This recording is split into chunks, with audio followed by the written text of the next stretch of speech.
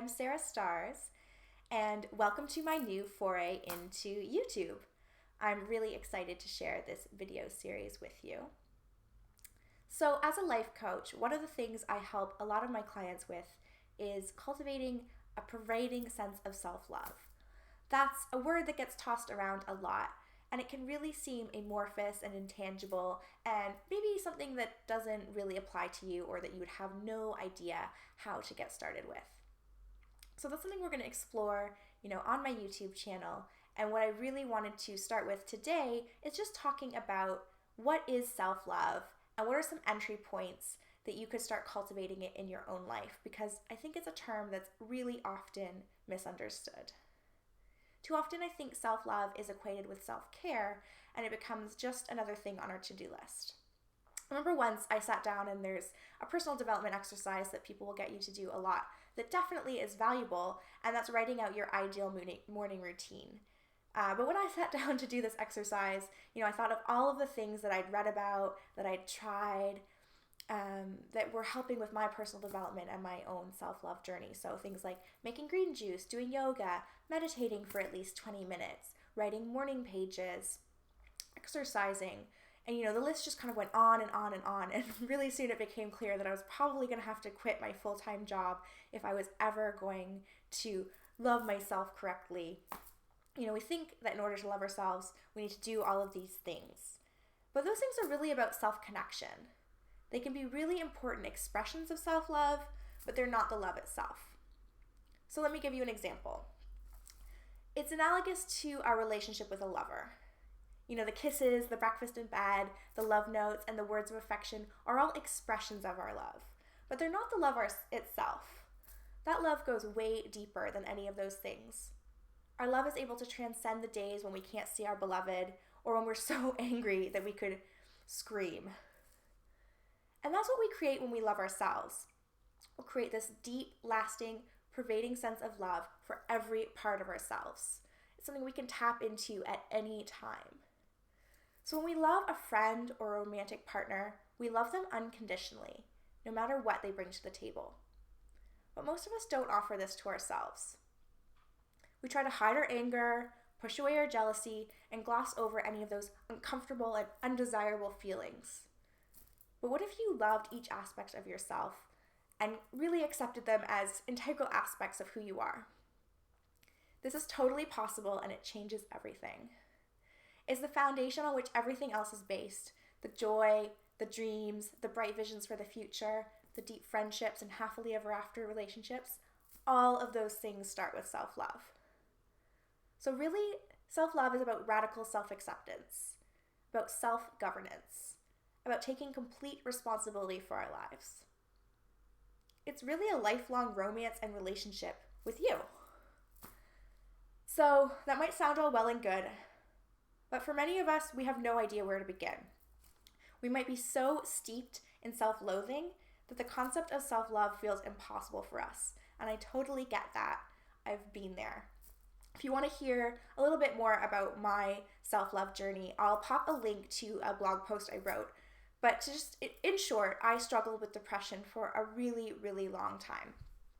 And I was actually a total naysayer. So even when I had kind of dealt with those mental health issues, I really thought that the things that I wanted were not possible for me. I really dreamed about an exciting life. I wanted to be a writer. I wanted to travel the world. I wanted to liaise with interesting people and go on adventures. But I saw those things as being possible for other people, but not for me.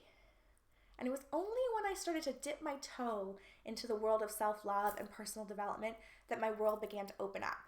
And now I'm living all of those things. I moved across the world to live in London, England, and I've built a life here that I absolutely adore. I met the love of my life. I live with him in our beautiful home, and I am really bringing my dreams to life every day. So, where can you get started? I'm going to give you two options, and then in these weekly videos, a lot of the time we'll explore some new ways to start thinking about self-love, to get started in that journey, or to really begin deepening that practice. So the first one I would say is to begin cultivating a sense of awareness. That's really where it all starts. And the way that I would recommend doing this is taking what I call a fear inventory. So most of the time when we have fearful thoughts, we push them down, shove them away, and really do our best to pretend that they're not happening. But the thing is, what we resist persists. If you just keep pushing your fears down, they're going to fester and pop up when you least expect them and least really want to deal with them. So what a fear inventory is for a few days, maybe even a week, just carry a notebook with you, or even just start a note in your phone. And every time you have a negative thought about yourself, just jot it down. So those kind of phrases that you want to watch out for, or I should, I just, I can't, anything that feels limiting, that feels restrictive in your body, just jot it down.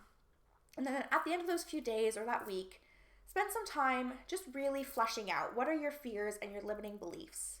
What doubts or insecurities do you have come into mind when you think about achieving your dreams and living the life that you really want? Write them all down. So for most of us, it's really easy to write down 20, 30, even 50 fears and limiting beliefs, those kind of nasty voices and phrases and thoughts that pop into our minds when we think about being who we really want to be and living that life that we really desire. The next step is to start looking at that list and really honing in on what are the core fears and limiting beliefs. What do all of those things have in common, those things that you've written down? What are the similarities? What are the crossovers? What are the threads that are weaving through them? Try and really narrow in on the 3 to 4 core fears and limiting beliefs that you have identified through your fear inventory. And then the next step after that is to start choosing new thoughts and beliefs. What do you want to believe instead of this? What are more loving and kind thoughts that you could think to yourself? So write those down. Now, the key that I think a lot of people miss when they do this kind of work is that if you try and go from, say, I am totally unworthy of love, to I am inherently worthy of love and my Prince Charming is on his way to me, as your inner critic is going to have a very good reason to call bullshit, because that's just not true. You don't believe that. But the really easy trick for kind of circumventing that problem is to use progressive language. So just preface your new belief with, I'm committed to believing, or I'm learning to believe, and then fill in the blank with your new belief. And the really powerful thing about these belief statements is that when one of those fearful thoughts, those niggly little limiting beliefs pops into your mind, it's so easy to get sucked into a downward spiral of negative obsessive thinking.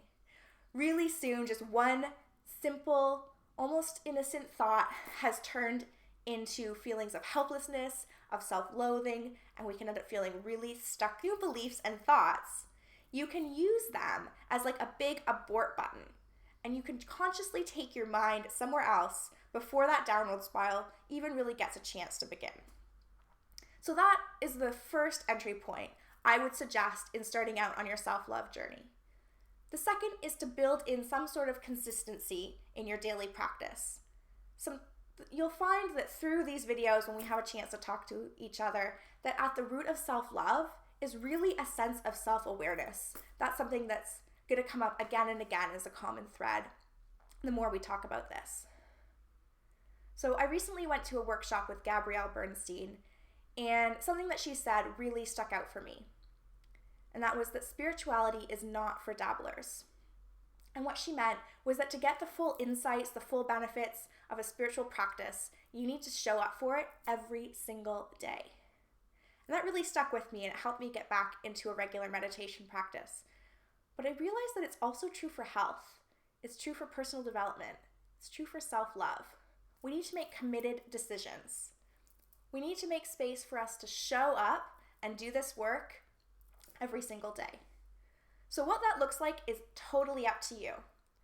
I would recommend setting aside 15 or 20 minutes of you time every single day to just connect with who you are, what you're thinking, what's going on with you. It could even be just 5 minutes if that's all you can really make time for right now.